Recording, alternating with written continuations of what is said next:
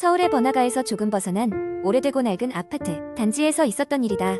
이 아파트는 지은 지 30년도 넘었고 곳곳에 시간이 지나면서 생긴 균열 과벽지에 탈락이 눈에 띄었지만 비교적 싼 임대료 덕분에 인기가 많은 편이었다. 나는 그 중에서도 가장 낡고 소문이 많은 백일동에서 살고 있었다. 우리는 보통 자취생들이 겪는 정도의 불편함만 겪으며 살고 있었다. 엘리베이터가 자주 고장나거나 변기가 막히거나 옆집의 소음 등등. 그러던 어느 날 퇴근 후 아파트로 돌아오는 길에 나는 엘리베이터 앞에 낯선 노파가 서 있는 것을 보았다. 그녀는 허리를 굽히고 바닥을 응시하며 뭐라고 중얼거리고 있었다. 평소 같았으면 그냥 지나갔겠지만 이상하게도 그 광경에서 눈을 뗄 수가 없었다. 저기 무슨 일이세요? 내가 물었다. 노파는 고개를 천천히 들어 나를 바라보았다. 그녀의 눈은 마치 세상의 모든 슬픔을 담고 있는 듯했다. 여기가 아니야. 조심해야 해. 그녀는 그렇게 혼잣말을 하듯 말하고는 엘리베이터가 열리자마자 다른 층으로 사라졌다. 그 일이 있고 나서 얼마 지나지 않아 이상한 일들이 벌어지기 시작했다. 밤마다 이상한 소리가 들려왔다. 금속이 갈리는 소리, 벽을 긁는 듯한 소리, 그리고 가끔은 아이의 웃음소리까지.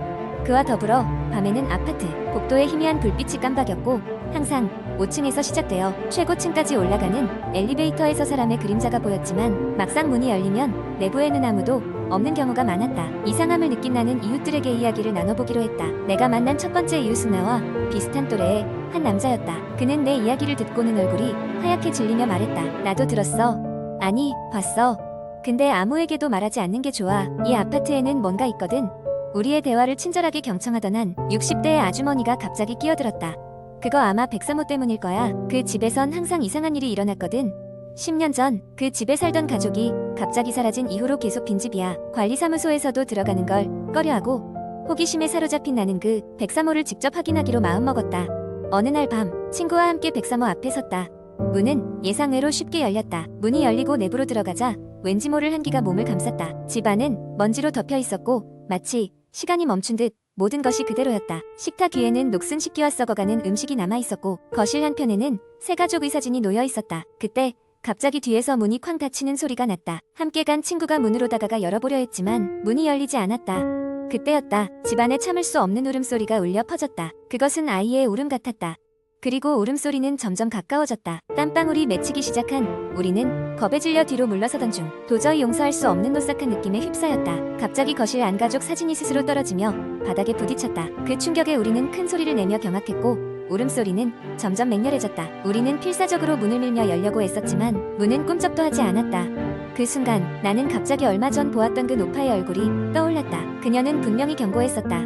여기가 아니야 라며 내가 그 말을 떠올리는 순간 문이 갑자기 다시 열렸다. 우리는 누구보다 빨리 그곳을 빠져나왔다. 내려오는 엘리베이터 안에서 친구와 나는 아무 말도 할 수 없었다. 아파트 밖으로 나오자마자 우리는 그 밤의 일을 서로 비밀로 하기로 했다.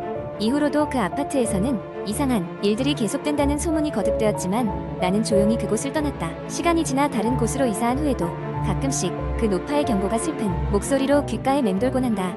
여기가 아니야. 조심해야 해. 끝. 두 번째 이야기 한 곡. 인터넷에는 다양한 공포, 썰들이 많이 공유되는데 그 중에서 하나의 이야기를 길게 풀어보겠습니다. 어느 작은 마을에 한 낡은 저택이 있었다. 이 저택은 수십 년째 비어 있었고 마을 사람들은 그 집을 귀신의 집이라 불렀다. 이유는 여러 가지였다. 가장 유명한 이야기는 수십 년 전 이 집에 살던 가족이 모두 실종된 사건이었다. 경찰은 집을 샅샅이 뒤졌지만 가족의 흔적은 어디에도 없었다. 시간이 지나며 사람들은 그 집에 귀신이 산다는 소문을 퍼뜨리기 시작했다. 마을의 젊은이들은 그 집에 들어가 모험을 하고는 했지만 밤이 되기 전에는 모두 빠져나왔다. 기이한 소리가 들리기도 하고 발밑에서 한기 가득한 느낌을 받았다는 이야기가 전해졌다. 이런 전설은 오래도록 전해졌지만 도시에 사는 사람들에게는 그저 터무니없는 이야기처럼 들렸다. 대학교 3학년이었던 민수도 그런 사람 중 하나였다. 민수는 방학을 맞아 할머니 댁을 방문하게 되었고 그곳이 바로 그 무시무시한 저택이 있는 마을이었다. 한밤중 민수는 친구들과 술을 마시며 이야기를 나누던 중 농담삼아 귀신의 집에 가보자는 제안을 했고 술 기운에 모두들 이를 찬성했다. 술병과 함께 몇몇 랜턴을 챙긴 친구들은 그렇게 집을 찾아 나섰다. 집에 도착하니 공포 분위기가 압도적이었다. 달빛에 비친 저택은 정말로 섬뜩했다. 그러나 민수와 친구들은 웃음과 농담을 주고받으며 안으로 들어갔다. 처음에는 아무것도 일어나지 않았다. 낡은 가구와 먼지가 가득한 창문들, 그리고 그저 긴 침묵만이 그들을 반겼다. 그러나 그들이 2층으로 올라갔을 때였다. 갑자기 문이 쾅 닫히고 랜턴이 깜빡이기 시작했다. 친구들 중 한 명이 누구야? 누구 장난치는 거야? 라고 소리쳤지만 아무 응답도 없었다. 그때였다. 멀리서 피아노 소리가 은은하게 들려오기 시작했다. 피아노 소리는 점점 가까워졌고 그 불길한 멜로디에 친구들은 얼어붙었다. 놀란 그들은 얼른 밖으로 나가려 했지만 문은 열리지 않았다. 그때 친구들 중 한 명이 창문 밖을 보며 소리쳤다. 저기 봐. 저 여자아이는 누구야? 모두가 창문을 바라보자 흰 드레스를 입은 어린 소녀의 모습이 보였다. 그녀는 무표정한 얼굴로 그들을 바라보고 있었다. 순간 그녀가 사라졌고 문은 그제서야 열렸다. 집 밖으로 뛰쳐나온 그들은 헐떡이며 숨을 고르기 시작했다. 장난이라고 하기에는 너무 현실적인 공포였다. 결국 그들은 다시는 그 집에 가지 않겠다고 맹세했다. 다음 날 마을 어르신에게 이 이야기를 전하니 어르신은 무거운 표정으로 말씀하셨다. 거기엔 오래전 아이가 하나 살았단다. 아이는 사고로 세상을 떠났고 가족들이 너무 슬퍼 집을 떠났지. 그 집을 나서던 날 모습을 본 사람이 한둘이 아니란다. 어르신의 말에 친구들은 등골이 서늘해지는 것을 느꼈다. 그 이후로 민수와 친구들은 그 집 근처에도 가지 않았다. 그들의 경험은 인터넷에 글로 남겨졌다. 이 이야기를 읽은 사람들은 각자 다른 생각을 남겼다. 정말 귀신일까? 혹은 그냥 우연 아니었을까? 라는 반응이 대부분이었다. 하지만 민수와 친구들에게 그날의 공포는 결코 잊을 수 없는 기억으로 남아 있었다. 세 번째 이야기, 한국 인터넷에서 흔히 볼 수 있는 공포썰은 주로 사람들의 일상 속에서 벌어지는 미스터리하고 섬뜩한 사건들을 다룹니다. 이제 그런 썰의 전형적인 예시를 길게 설명해드리겠습니다. 어느 비 오는 가을날 저녁, 나는 대학 친구들과의 모임이 있어 서울 외곽에 위치한 한 오래된 펜션으로 향하게 되었다. 그 펜션은 나무가 울창한 산속 깊은 곳에 자리 잡고 있었고 예전부터 귀신이 나온다는 소문이 파다했다. 그날따라 내리는 비는 유난히도 거세서 섬뜩한 예감이 들었지만 친구들과의 약속이니 무시하기로 했다. 모든 친구가 모이자 우리는 서로의 근황을 나누며 즐거운 시간을 보냈다. 펜션은 오래되었지만 나름대로 분위기가 있어 보였다. 그런데 밤이 깊어가자 이상한 일들이 벌어지기 시작했다. 벽에 걸린 오래된 시계가 시간과 맞지 않게 가고 갑자기 불이 깜빡거렸다. 그리고 누군가의 장난으로 여겼던 바람소리는 점차 사람의 소리처럼 들려왔다. 하지만 그때까지 우리는 장난스럽게 넘기며 별다른 신경을 쓰지 않았다. 그날 밤 나는 잠에서 깨어났다. 창문 너머로 보름달이 환하게 빛나고 있었고 커튼이 부드럽게 흔들렸다. 갑자기 이상한 느낌이 들어 주변을 둘러보니 방 한 구석에 희미한 형체가 서 있었다. 검은 머리카락과 하얗게 질린 얼굴을 가진 여자의 형체였다. 나와 눈이 마주친 순간 그 여자는 소름 끼치는 미소를 지으며 점점 다가왔다. 몸이 얼어붙은 듯 움직일 수 없었고 심장은 미친 듯이 뛰었다. 침대에서 몸을 일으키지도 못한 채 그녀가 내 눈앞에 다가왔을 때 갑자기 방에 있던 조명이 깜빡거리며 꺼졌다.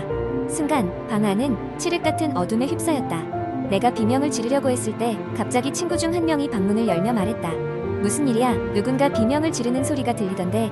나는 방 안이 밝아지자 침대 한쪽에서 떨리는 몸을 간신히 가다듬고 친구에게 말했다. 여기 뭔가 있었어. 그러나 방은 여전히 조용했고 그 형체는 온데간데 없었다. 친구들은 그저 내가 악몽을 꾼 것일 뿐이라고 웃어넘겼다. 그러나 내 마음은 점점 불안해졌다.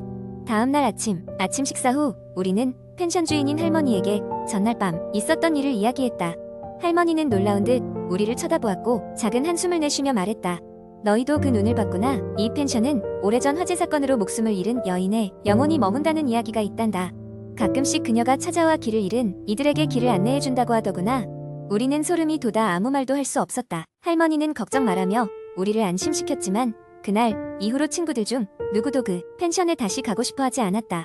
집으로 돌아오는 차 안에서도 나는 계속해서 그날 밤의 형체가 떠올라 닫히지 않는 입을 다물지 못했다. 친구들과 한동안 그런 이야기를 하며 지냈지만 시간이 지나면서 그날의 일은 점점 잊혀갔다. 그러나 가끔씩 거울 너머에서 무언가를 볼 때마다 나는 그 펜션의 그날 밤을 떠올리며 등골이 오싹해지곤 한다. 이 이야기는 일상 속에서 겪을 수 있는 기이한 사건과 전설, 그리고 인간의 두려움을 자극하는 요소들을 결합한 전형적인 공포 썰입니다.